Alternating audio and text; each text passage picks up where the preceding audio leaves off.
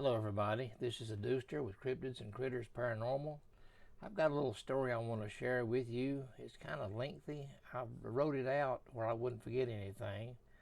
But it's nothing much to do with paranormal, but it is kind of an odd occurrence I thought you might be interested in.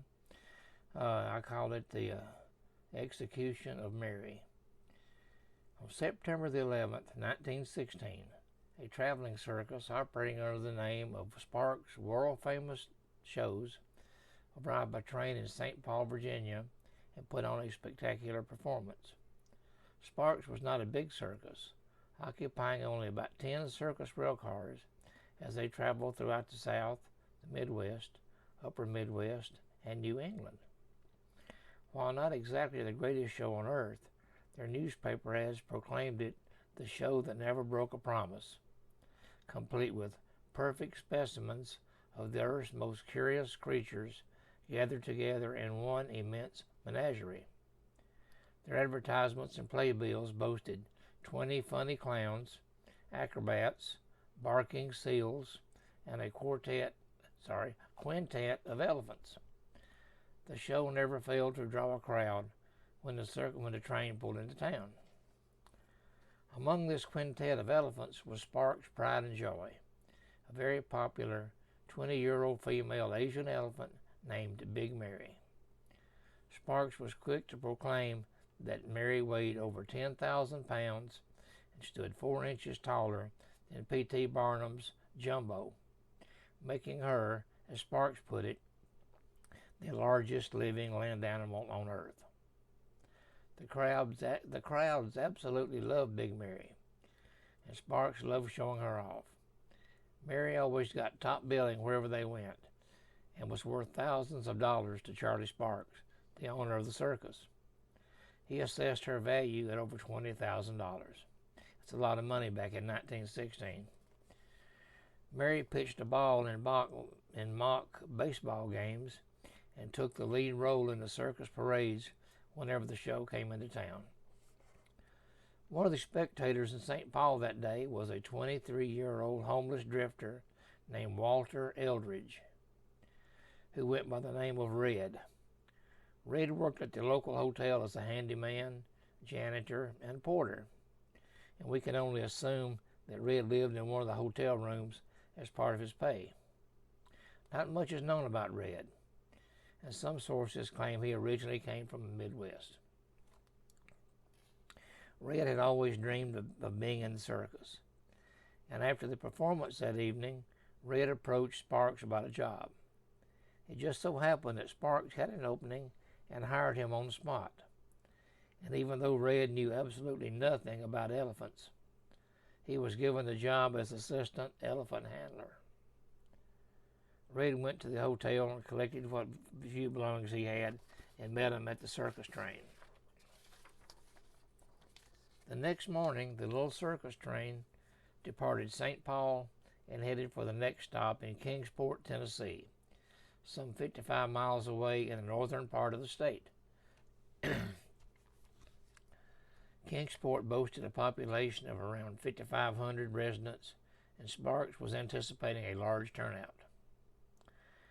After a successful performance in Kingsport that afternoon, the greenhorn Eldridge climbed up on Mary's back and led the procession of elephants down Sullivan Street to water them at the creek. It was almost certainly one of the few times he'd ever ridden an elephant, let alone one as large as Mary. The parade slowly made its way through the streets of Kingsport, where hundreds of children, accompanied by their parents, watched from the sidewalks as the elephants lumbered peacefully down the street.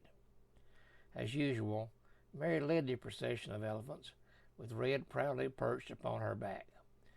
He was holding a pointed stick that was supposed to help him keep Mary under control. All went well until Mary spotted a discarded watermelon rind on the side of the street, and immediately lumbered over to get it. Red proceeded to poke her in the head with a stick and attempt to keep her moving, but Mary was intent on tasting that delicious watermelon rind and completely ignored his prodding. When Mary reached over with her trunk to put the rind in her mouth, Red poked her hard with the pointed end of the stick and hit Mary in the jaw. Unknown to Red, Mary had a badly infected molar, and when Red hit her in the jaw, he came in direct contact with that tooth. At that moment, Mary went absolutely ballistic. She reached up with her trunk, wrapped it around him, and with all her strength she could muster, lifted him as high as she could before slamming him down into the gravel street. Hurt and dazed, Red attempted to get to his feet, but before he could, Mary charged over and gored him with both tusks. As he lay there severely wounded and helpless, Mary proceeded to trample upon his body. As if this wasn't enough, she lifted her leg high and with one swift, powerful thrust brought it down on his head. Blood and brains splattered all over the street. The terrified spectators screamed and retreated in a wild panic, fearing Mary might go on a wild rampage and charge into the crowd. Utter chaos erupted.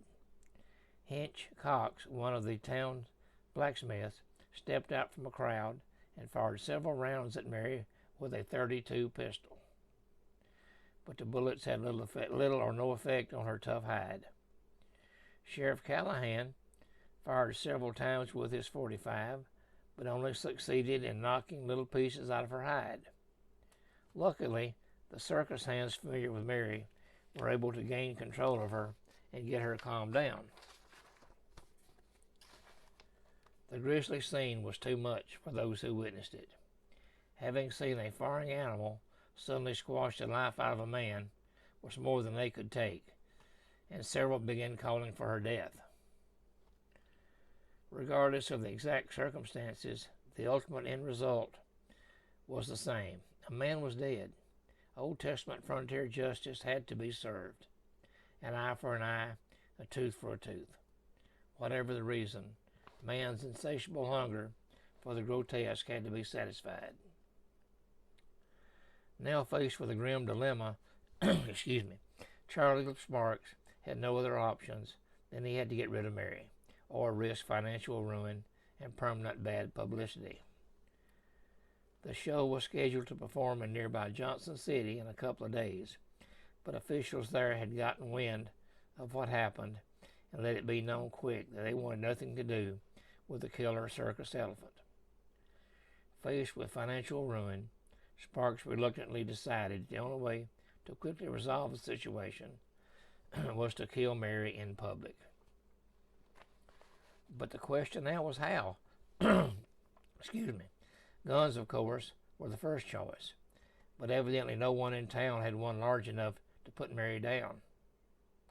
Poison was also suggested, but none that powerful was locally available. Some suggested hooking Mary to two opposing railroad engines and dismembering her, or crushing her between two facing locomotives. Both were dismissed as too cruel, and it was then decided that Murderous Mary, as she was now called, would be hung by the neck until dead. The CC&O rail yard in Erwin had a 100-ton derrick car, or a big hook as they called it, that was used to right wrecked rail cars. Ironically, the show's next stop on their itinerary just happened to be in Erwin, Tennessee. It was agreed upon that the execution of Mary would be held there in the rail yard. The following morning, a foggy and rainy September 13th, 1916, the circus train rolled into the small town of Erwin, located in Unicoi County, Tennessee, near the North Carolina state line. It had rained all night, and much of Sparks' equipment got mired up in the mud. The elephants, Mary included, used their great strength to pull the wagons across the swampy yard. The circus set up its tent downtown near the railroad tracks. The show must go on. After putting on a full-length matinee, it was time to get down to business at hand. The time had come to kill Mary. Evidently, she sensed something was amiss and refused to be led to the derrick by herself. Only when the other 4 elephants accompanied her did she let herself be led to the waiting derrick. Once there, one of her back feet was chained to the rail so she could not wander off, and the other elephants were led away. Several of the other elephants looked back and trumpeted loudly when they realized Mary was not with them. They too sensed something was not right. More than 2,500 witnesses gathered at the nearby Carolina, Clinchfield, and Ohio rail yard to watch Mary hang near the powerhouse. The execution was carried out by railroad employees, as no one else was familiar with the heavy equipment or not authorized to use it. One rail worker refused to participate in the execution because he worked a night shift and was worried that killing the elephant would haunt him on his night rides. Excuse me. Even with Mary's foot chained to the rail, they struggled to get another chain around her neck. This proved to be more of a chore than what they had bargained for. Once the chain was in place, Clinchfield locomotive fireman Sam One-Eyed Harvey engaged the winch and began to hoist Mary into the air, paying no attention to her foot still securely chained to the rail. Only when the horrified crowd heard the bones and ligaments cracking in her tethered foot did he stop. Reversing the winch, Sam lowered Mary enough to be released from the rail, and a second attempt at her execution was attempted. As she was being lifted up, the chain from which Mary was suspended suddenly snapped. Mary weighed over 10,000 pounds, and the chain used to hang her was way too small to support that much weight. She hit the ground hard and landed on her rump. She sat upright, unable to move, immobilized from the trauma and the excruciating pain of a broken pelvis. As she sat there in severe pain, unable to move, a stronger chain was cinched around her neck, and once again Sam put the winch in motion. This time the chain held, and her once powerful legs twitched and jerked as Mary struggled to survive. A few minutes later, all movement stopped, and Mary hung motionless as the spectators watched in awe. It was all over. Murderous Mary was dead. Justice had been served. Or had it? Mary's executioner left her hanging for another half hour to ascertain that her life had truly expired before lowering her to the ground. And as a side note, a veterinarian examined Mary after the hanging and determined that she did have a severely infected tooth in the precise spot where Red Eldridge had prodded her. Using a steam shovel, a large hole measuring roughly 10 feet wide, 12 feet long, and 15 feet deep was dug alongside the powerhouse coal track, just a few feet from where Mary had been executed. As the crowd watched, Mary's lifeless carcass was rolled into the hole and covered with dirt and mud. Witnesses state that some of Sparks's workers cried as they stood by the grave and wished Mary farewell. Others could not bring themselves to watch and stayed away from the execution. After all, Mary had been a member of their troop for a long time. Reports state Mary's unmarked grave is situated near the North Indian Creek on the west side of the Erwin rail yard. Several attempts have been made in the past to locate the exact burial site, but the railroad company has denied any public request for access to their property. Walter Red Eldridge, official Tennessee death certificate, states he was buried in Kingsport, but no cemetery is mentioned on the death certificate. It does state the cause of death as killed by an elephant. One newspaper report stated that Sparks assumed full responsibility and gave the local undertakers authority to prepare Red's body for burial and spare no cost in doing so. It also stated the body was shipped to St. Paul by the Carolina, Clinchfield, and Ohio Railroad.